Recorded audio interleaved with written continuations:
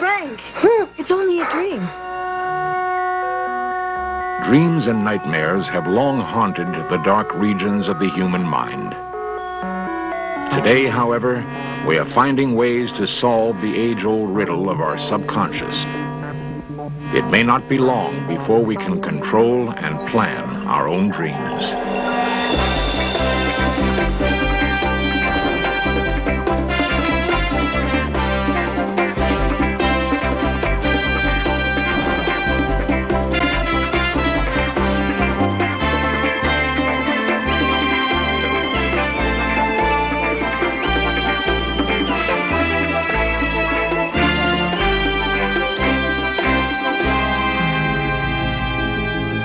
Nearly 5 years of our lives are spent in the mysterious realm of dreams and nightmares.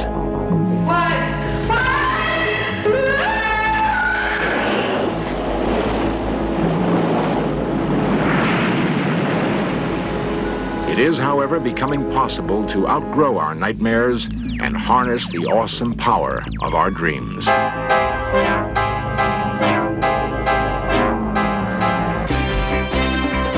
This series presents information based in part on theory and conjecture. The producer's purpose is to suggest some possible explanations, but not necessarily the only ones, to the mysteries we will examine. Every night, when we surrender ourselves to sleep, we enter a dark continent, the mysterious world of dreams and nightmares.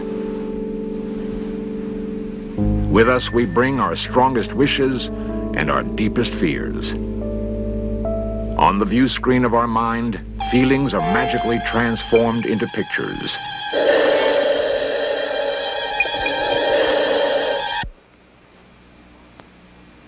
If our visions are truly terrifying, we awake still haunted, unsure whether the experience was dream or reality. For many of us, the bad dreams, which we call nightmares, are the most vivid and most likely to be remembered.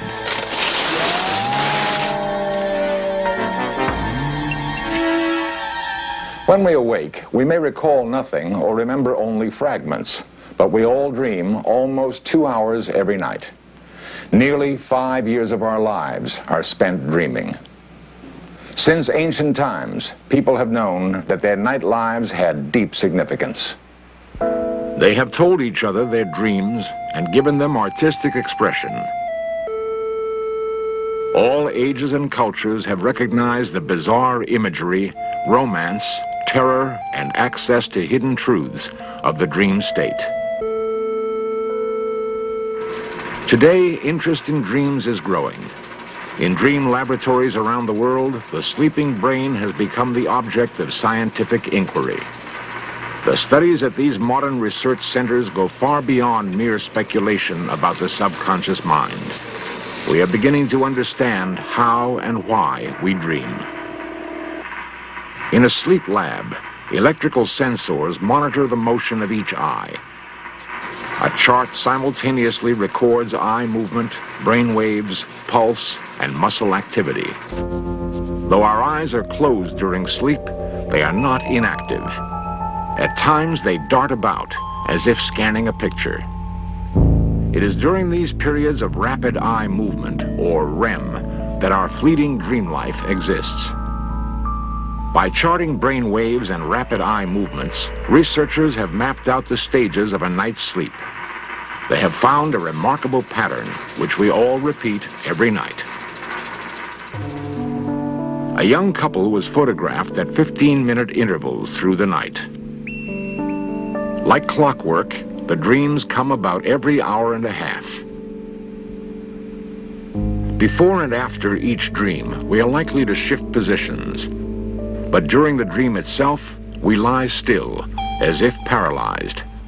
As the night wears on, the dreams grow longer and more mysterious, rich in symbolic imagery from our dim past. So regular is this dream cycle that scientists believe dreaming is a built-in biological process. They have even located the origin of this process within the brain. On the underside of the brain is the brain stem, which controls unconscious functions such as sleep and waking. Certain giant nerve cells in the brain stem trigger our dreams. When these cells send their signals to higher parts of the brain, rapid eye movements begin. At the Massachusetts Mental Health Center, Dr. Alan Hobson is one of the foremost experts on dreaming in cats and humans. This is the electrical activity of a single nerve cell in the brainstem of the cat during dreaming sleep. On the upper trace, you see the individual signals of that cell, and on the lower trace, you see the electrical activity in the visual system during a dreaming sleep episode. By understanding the way that the nerve cells of the brain actually generate the dreaming sleep state, we hope to be able to gain some insights as to how the dream itself is manufactured. Dr. Hobson helped discover the random and irregular nature of the signals that trigger dreams and nightmares.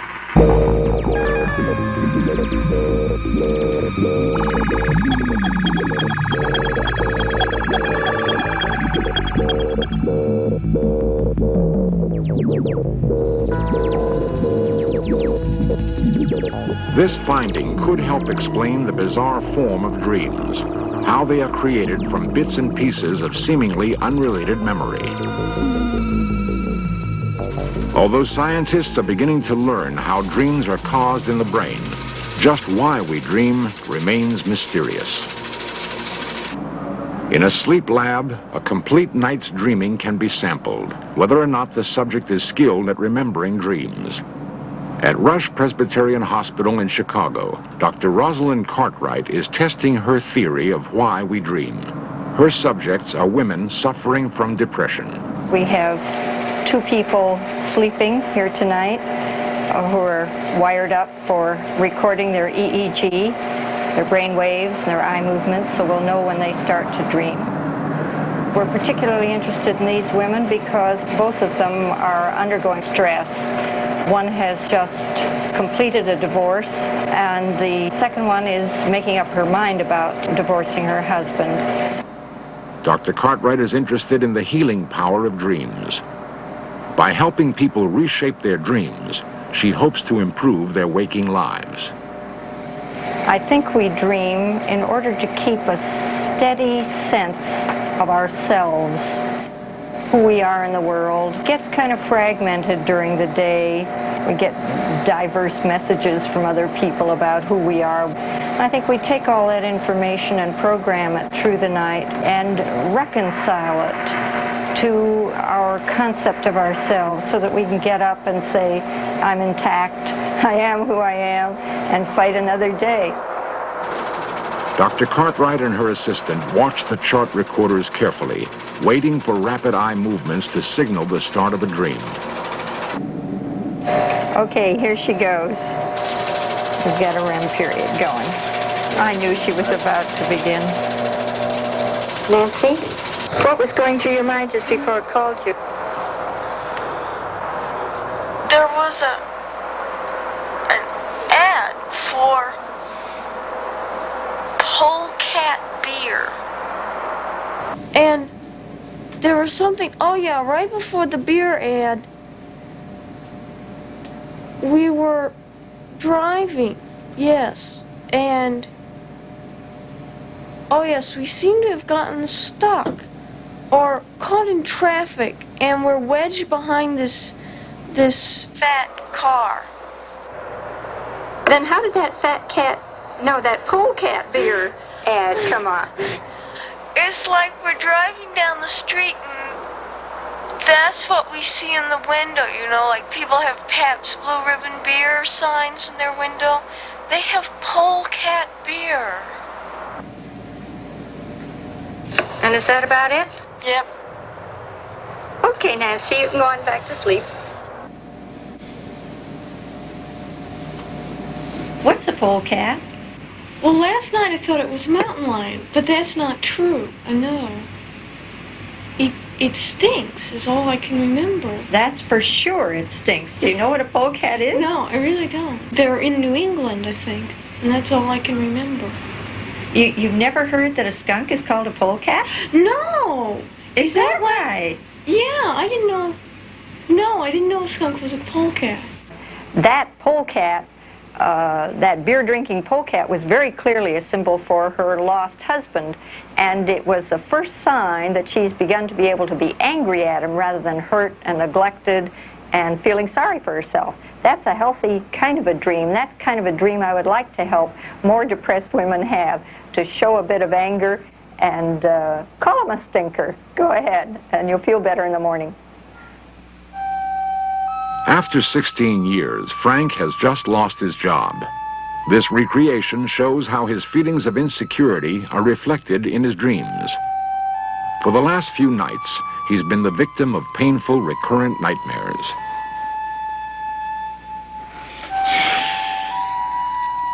Frank, why don't you come to bed? Gotta get some sleep. I think I'll read for a while.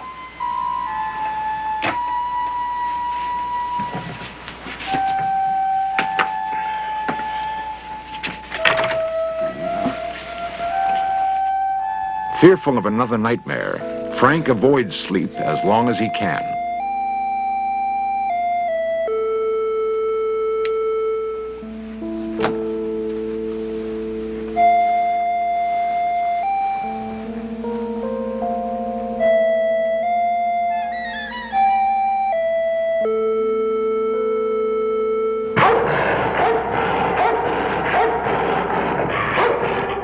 Frank experiences the odd sensation of both participating in his dream and being a spectator. He jumbles up images from his past and confuses one time and place with another. Finally, his deepest fears of rejection are acted out before him.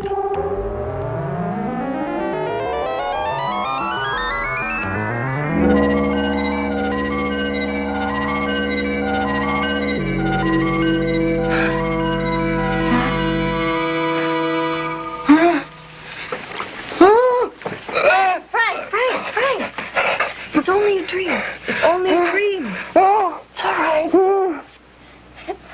It may be only a dream, but when nightmares this severe strike, the terror lingers on. For these are symptoms of real trouble in our lives. They are warnings that we ignore at our peril. In the nightmare state, feelings of helplessness and terror grip our minds with a strange power. A form of paralysis based deep in the brain holds us immobile during the bad dream. There is, however, a night experience still more fearful than ordinary nightmares. At the State University in Hershey, Pennsylvania, brainwave electrodes and low-light cameras record the awesome phenomenon of night terrors.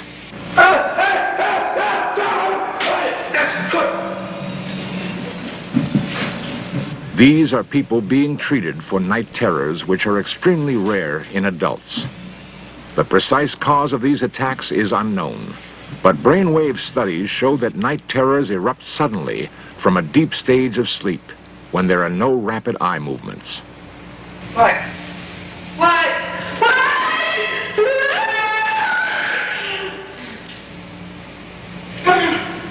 Dr. Anthony Kales directs the Sleep Research and Treatment Center. Night terrors are one of the most frightening experiences known to man. If we try to get recall from night terror sufferers, most often they're amnesic for the event. But when they do have recall, these generally relate to certain kinds of death themes. That is, the individual is being crushed, the individual is suffocating, some kind of catastrophe is occurring. As the victim's anxiety mounts, their pulse may double or triple. After they awake, their terrified state may persist for several minutes. It is as if some primeval fear response, present in us all, is uncontrollably triggered. Since ancient times, nightmare images have been a source of wonder and a wellspring of creativity. Before the invention of modern psychology, many people believed that nightmares were caused by indigestion. Others thought that spirits, witches, vampires, devils, or mythological creatures such as the incubus were to blame. Freud and his disciples explained the nightmare in terms of repressed sexual desires. Today's psychologists take a broader view, recognizing that not all conflicts are purely sexual. They associate some nightmares with traumatic events in our lives. Other nightmares deal with long-term unresolved conflicts. They transform our most profound anxieties into intensely dramatic dream pictures. Children's dream paintings reveal a common theme of attack by monsters. Nightmares occur in all children. The child is being asked to master the kinds of instinctual impulses and aggressive impulses that the child has. But the child hasn't developed the kind of mastery to control these impulses fully. And instead of saying, well, I'm very angry at my brother or my sister, or I want to hit them, the child may say, this monster is after me.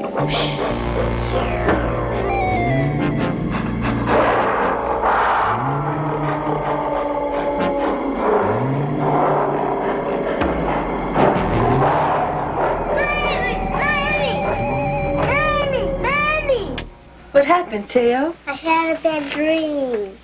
What was your dream? A gorilla I was riding my bike and the gorilla was chasing me, and it jumped down and tried to eat me up, and I was scared. Wow, how are you feeling now? Scared. Scared, huh? Actually, it's a time when they do need a certain kind of reassurance, a certain kind of support from the parents before they fall asleep at night. And usually this is very, very sufficient. I'm going to put you back in bed, and if that monster comes back, I want you to look him straight in the eye and tell him to go away. Okay? Night-night.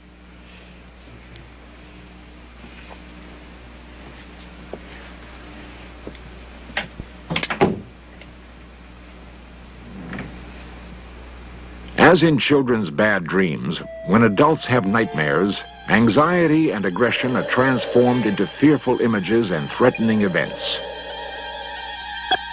The unrecognizable figures we see are thought to represent parts of ourselves that we are not yet in touch with, and therefore fear.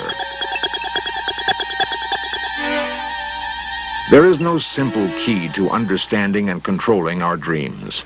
They are mysteries that each of us has to work out for ourselves. Over an 11-year period, therapist Christine Sanfilippo has recorded her dreams and used them to plumb the depths of her subconscious. For years, Christine had a recurrent nightmare in which she is chased by the ocean.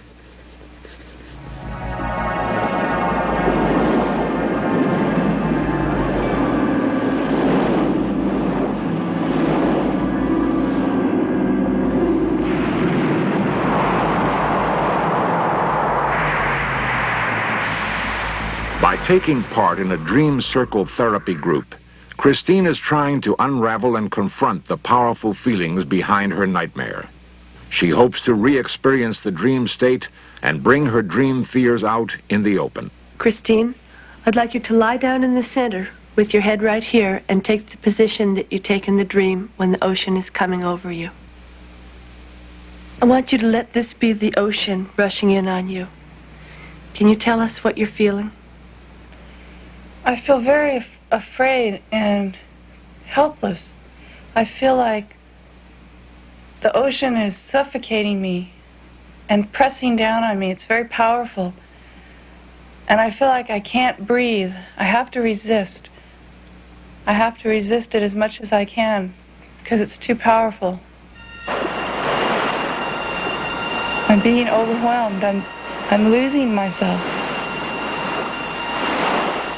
I feel like I'm sinking down into feeling. By understanding and facing her ocean dream fears, Christine comes to a new stage in her personal growth. My dreams have changed as I have, dealing specifically with people more directly. I've become much more spontaneous, more willing, and able to relax, be more open, be more vulnerable, get a lot closer to people. Unraveling a dream is like unraveling the person. It's a very rewarding experience. Beyond the working out of concrete personal problems, there is another dimension to the dream world. The dream images created by the unconscious include certain symbols which Carl Jung called universal archetypes. Of these symbols, the ocean is one of the most common. Jung believed these symbols unite mankind in what he called the collective unconscious. Perhaps dream images exist in the structure of the brain, or maybe it is only our common experience that produces them. Whatever their origin, the symbols of our dreams serve to remind us of the infinite mystery that resides in the human mind.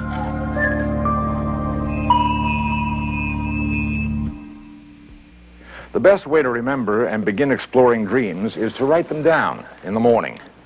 With enough experience, it's actually possible to change the outcome of dreams and nightmares. Dream experts suggest that before going to sleep, we should mentally prepare ourselves to confront our dream fears and act vigorously to make wishes come true. For those who attempt it, the voyage into full awareness of the dream world is an adventure beyond compare. Good night and pleasant dreams.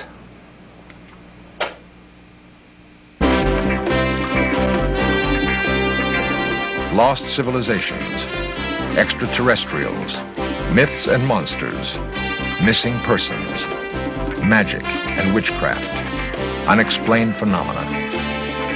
In search of cameras are traveling the world, seeking out these great mysteries. This program was the result of the work of scientists, researchers, and a group of highly skilled technicians.